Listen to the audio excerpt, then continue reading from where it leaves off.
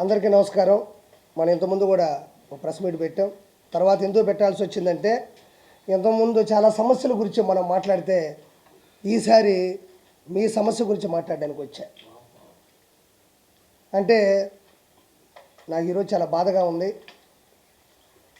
విజయసాయిరెడ్డి అనే ఒక వ్యక్తి మీడియాను పట్టుకొని ఎట్టబడితే అట్ట మాట్లాడినాడు. ఒరే సాంబడు, రాధాకృష్ణుడు, వంశీగాడు.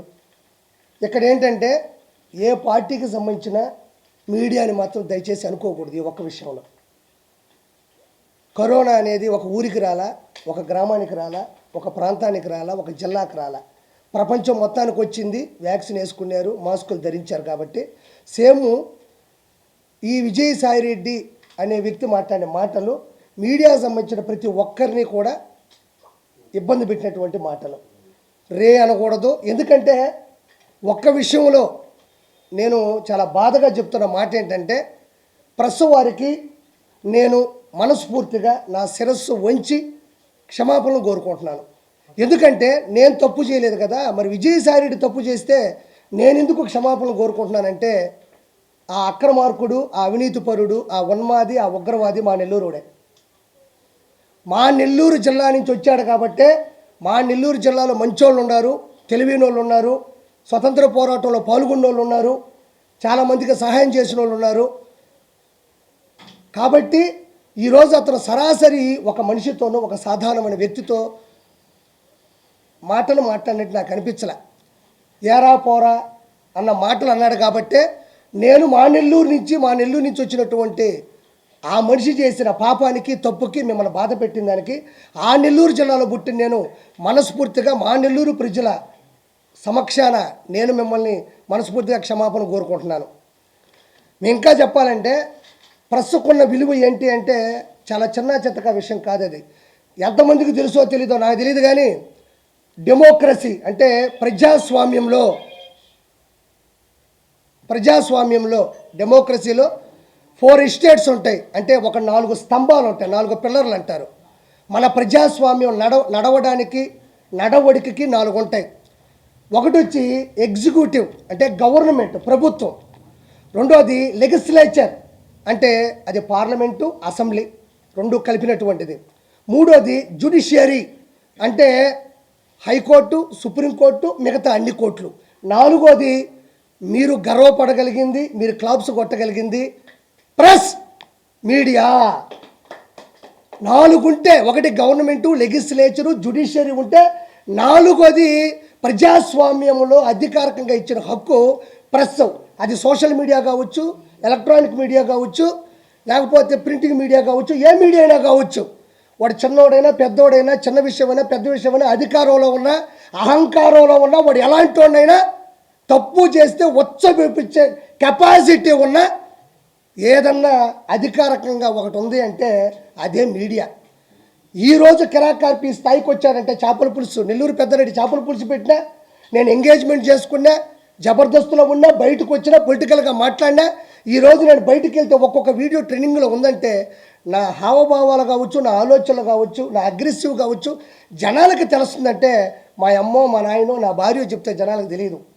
మీడియాని నమ్ముకున్నా, మీడియా నన్ను ఈరోజు నిలబెట్టి ఒక స్థాయిలో, ఒక స్థానంలో నిలబెట్టింది. కాబట్టి ఆ మీడియాకి నేను నా శిరస్సు ఉంచి మా నెల్లూరు ప్రజల తరపున ఒక వ్యక్తి చేసినటువంటి చెడ్డ పనికి మేము సిగ్గుతో తలదించుకుంటూ మీ అందరికీ శిరస్సు ఉంచి నేను నా యొక్క క్షమాపణలు కోరుకుంటున్నాను దయచేసి. ఎందుకంటే అతను కూడా నెల్లూరు జిల్లాలో తాళపూడి అనే గ్రామంలో వచ్చాడు. మా దౌర్భాగ్యం.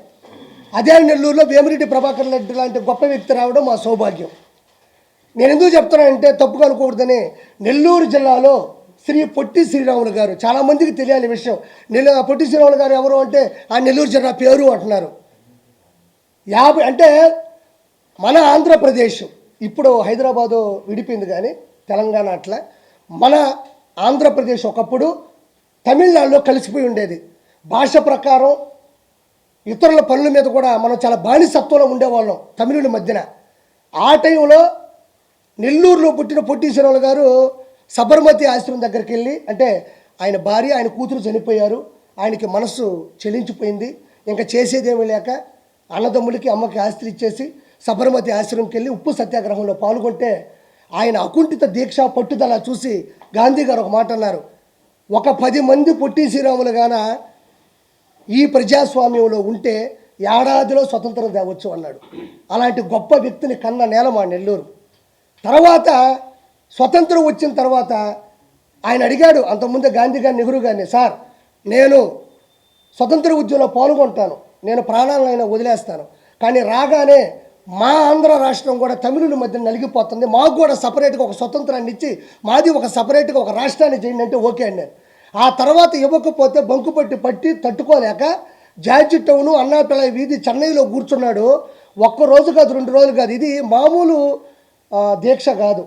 పచ్చి మంచినీళ్ళు కూడా తీసుకోకుండా, అన్నం కూడా తీసుకోకుండా ఒత్త గాలితోనే 1 రోజు కాదు 2 రోజులు కాదు 3 రోజులు కాదు ఏకదాటిగా 58 రోజులు అస్థి పంజరాలు బయటపడిపోయి మలమూత్ర విసర్జనలు, కిందకు వచ్చే మలమూత్ర విసర్జనలు కూడా రివర్స్ అయిపోయి నోటుకుండా ముక్కుకుండా చెవులుకుండా వస్తుంటే ఎర్రికాకలు పెట్టేవాడు.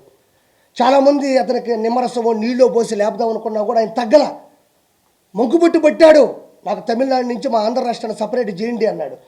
ఆఖరికి 58 రోజుల తర్వాత అస్థి పంజరాలతో కూడి ఎముకల మీద పురుగులు పారాడుతూ ఉన్నా కూడా చివరి శ్వాస వరకు పోరాడి చనిపోయిన తర్వాత మన ఆంధ్ర రాష్ట్రం సపరేట్గా ఒక రాష్ట్రంగా ఫామ్ అయింది. దానికి ముఖ్య కారకుడు శ్రీ పొట్టి శ్రీరాములు, నెల్లూరు జిల్లా శ్రీ పొట్టి శ్రీరాములు గారు. అదేవిధంగా ఇది ఇంతెందుకు చెప్పాల్సి వస్తుందంటే ప్రస్తుకున్న విలువ, మా ఊళ్ళో జరిగిన తప్పుడు ఉద్దేశాలు చెప్తున్నా. పొచ్చలపల్లి సుందరయ్య గారు తన చిన్న వయసు అంటే తన తక్కువ జాతి వాళ్ళని ఇంట్లో అన్నం పెట్టకపోతే అడిగి బయటికి వెళ్ళిపోయి వాళ్ళకి తనతో పాటు పక్కన కూర్చోబెడితే కానీ నేను తిన్నాను అని ఆ వయసులోనే సుందరరామరెడ్డిని పేరు నుంచి రెడ్డి తీసేసి అందరితో పాటు సమానత్వం ఇచ్చిన వ్యక్తి. అదేవిధంగా ఆయన కమ్యూనిస్టు భావజాలు కలిగిన వాడు, అందరూ సమానంగా ఉండాలి, సమానంగా బతకాలి, సమాంతరంగా న్యాయం ఉండాలనుకున్న ఒక వ్యక్తి. 3వ పాయింట్ ఏంటంటే ఆయనకు పెళ్ళైన తర్వాత ఆయనకు పిల్లలు పుడితే ఎక్కడ తన భావాజాలానికి తన కమ్యూనిస్టు సంబంధించినటువంటి ఆలోచనలకి సరిగ్గా నడవడిక ఉండదు, వాళ్ళు ఏదైనా తప్పు చేస్తే మన స్వార్థం కోసం మన పద్ధతులను మార్చుకుంటామేమో అనుకొని ఆయన తన భార్యకి పెద్ద ఆపరేషన్ చూపించేశాడు. అంటే అంత గొప్ప వ్యక్తి సుందరయ్య గారు. మీకు తెలియని విషయమేం కాదు, ఇక్కడ కూడా ఉంటాయి స్టాచ్యూలు కూడా. పొచ్చలపల్లి సుందరయ్య గారు, ఆ తర్వాత దోపగంట రోషమ్మ గారు సంపూర్ణ మద్యపాన నిషేధం కోసం ఆ రోజుల్లోనే తన 2 పిల్లకాయలు సారాయి ముందు దాగి కొట్టుకుంటుంటే మా ఇంట్లోనే ఇట్టుంది పరిస్థితి, మిగతా ఆ ఇళ్లలో ఎలా ఉందని చెప్పి ఆడవాళ్ళందరినీ నడుము బిగించి హైదరాబాద్ తీసుకొచ్చి ఎన్టీ రామారావు గారి దగ్గర వాగ్దానం చేయించుకొని ఆ తర్వాత ఎన్టీ రామారావు గారు గెలవగానే మొదటి సంతకం పెట్టిందే సంపూర్ణ మద్యపాన నిషేధం దోపగుంట రోషమ్మ గారు. అంటే ఆడది గడప దాటమే కష్టం అనుకున్న రోజుల్లో చేసిన పని. ఆ తర్వాత వేమిరెడ్డి ప్రభాకర్ రెడ్డి గారు కొన్ని కోట్ల రూపాయలు ఖర్చు పెట్టి ఉచితంగా స్కూళ్ళు కానీ విద్య ఈరోజు 130 వాటర్ ప్లాంట్లు కుల మతాలకు అతీతంగా చేస్తూ ఉన్నాడు. ఈరోజు కోట్ల రూపాయలు ఖర్చు పెట్టాడు. ఈరోజు మీకు తెలియని విషయం ఏంటంటే ఈ అక్రమార్కుడు, ఈ దుర్మార్గుడు, ఈ అవినీతి పరుడు పోటీ చేసింది ఎవరి మీదో కాదు, అదే నెల్లూరులో ఉండే దేవుళ్ళ లాంటి మనిషి వేమిరెడ్డి ప్రభాకర్ రెడ్డి గారి మీద 2,60,000 ఓట్లతో ఒక ఎంపీగా ఆయన గెలవడం అంటే చిన్న చితక విషయం కాదు. ఆయన మీద ప్రేమ, ఇతని మీద ద్వేషం. ఆయన సతీమణి కూడా 54,000 ఓట్లతో కోవూరు ఎమ్మెల్యేగా కూడా గెలిచారు. అంటే మా నెల్లూరు అంత గొప్పోళ్ళు వచ్చారు, ఇంతవరకు చూడనటువంటి ఇలాంటి దౌర్భాగ్యుడు కూడా మాకు వచ్చాడు. మీ ప్రెస్ వాళ్ళని అనేది ఇలా మాట్లాడకూడదనేది నాకు చాలా బాధగా అనిపిస్తూ ఉన్నది. అందుకని నేనే కోరుకున్నా. ఇంకా అలాంటి వ్యక్తుల్ని ఆల్రెడీ ఆపేసే ప్రయత్నాలు కూడా వస్తున్నాయి. కాబట్టి ఇది విషయం. ఇంకా రెండోది ఏంటంటే నాకు 2 ప్రశ్నలకి సమాధానం కావాలా. వైఎస్ జగన్మోహన్ రెడ్డి ఇప్పుడు ప్రతిపక్ష నాయకుడిగా ఉన్నాడు. ఏంటంటే ఈ మధ్యన ఒక ఇష్యూ నడిచింది. శాంతి గారు అని ఒక ఆవిడ వచ్చారు, ఆయన హస్బెండ్ పేరు మదన్ మోహన్ గారు. తర్వాత మన విజయసాయి రెడ్డి, రంగంలోకి వెళ్తే సుభాష్ రెడ్డి, నలుగురి మధ్యన ఒక స్టోరీ నడుస్తూ ఉంది. నేనేమంటున్నా అంటే విజయసాయి రెడ్డి DNA టెస్ట్కి వెళ్తాడా లేదా, వైఎస్ జగన్మోహన్ రెడ్డి అసెంబ్లీకి వస్తాడా రాడా? నాకు 2 క్వశ్చన్లు జగన్మోహన్ రెడ్డి ప్రభుత్వాన్ని నేను హెచ్చరిస్తున్నా. DNA టెస్ట్కి విజయసాయి రెడ్డి వెళ్తాడా లేదా, జగన్మోహన్ రెడ్డి అసెంబ్లీకి వస్తాడా రాడా? ఇప్పుడు ఒక నిమిషం అండి, మా ఇంట్లోనో లేదా పక్కింట్లోనో పక్కింట్లోనో లేదా ఇంకొక చోట ఏదో ఆడవాళ్ళతో ఒక సమస్య జరిగింది, ఒక వ్యక్తి వచ్చాడు, ఇలా జరిగింది, విజయసాయి రెడ్డి అనే వ్యక్తి నా భార్య నాతో అనిందండి శాంతి గారు, ఏమనిందంటే ఆయనకి పిల్లలు లేరు కావాలి, ఏదో ఒక ఇష్యూ నడిచింది. అది నేను మళ్ళీ ప్రత్యేకించి చెప్పి ఆడవాళ్ళ విలువలు కానీ ఆడవాళ్ళ గురించి తప్పుగా మాట్లాడడం, చిత్రీకరించడం నాకు నచ్చట్లే. అది జనాలకు తెలుసు కాబట్టి నేను ఒక చిన్న ఇంప్లిమెంట్ చేసి చెప్పేశాను అంతే.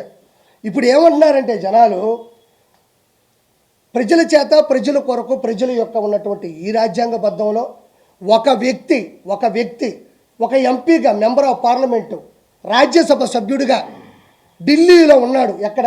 మన ఆంధ్రప్రదేశ్లో ఎన్నుకోబడినటువంటి ఒక రాజ్యసభ సభ్యుడు ఢిల్లీకి వెళ్ళినప్పుడు